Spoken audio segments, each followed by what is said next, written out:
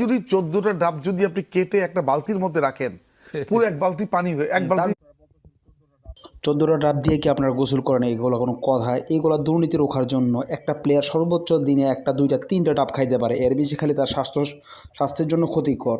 তো আপনারা যারা ওনার মতো লোক, নাজমুল হোসাইনের মতন লোকেরা বোর্ডে আসতেছিল, তারা সহ্য করতে পারতেছিল না। যেমন খালিদ মাহমুদ সুজন, ওনারা হয়তো দুর্নীতিবাদ, যেমন তামিম ইকবাল। ওনাদের জন্য আজকে আমাদের ক্রিকেট বোর্ডটা আজকে এইরকম অবস্থা হয়ে গেছে। তো আরও ভালো ভালো লোকেরা ছিল যারা কিনা আসতে পারতো, কিন্তু ওনাদের মতন খারাপ লোকদের জন্য আসতে পারে না। দুর্নীতিবাজ তামিম ইকবাল, উনি যে রকমের চান্স পাইছে, আমি রাইটি ব্যাটসম্যান, আমি যদি লেফটি ব্যাটিং করতাম ওনার মতন চান্স পাইয়া, আমি ওনার থেকে ভালো আমার এভারেজ থাকতো, অনেক ভালো খেলতে পারতাম আমি। এখনও আমি যদি লেফটি খেলে ওনার থেকে ভালো খেলবো আমি। তো এই ধরনের লোকেরা যারা ক্রিকেট বোর্ডে ছিল, তারা কিচ্ছুই করতে পারে নাই আমাদের ক্রিকেট বোর্ডের জন্য। অযথা তারা ধ্বংস করছে আমাদের ক্রিকেটকে।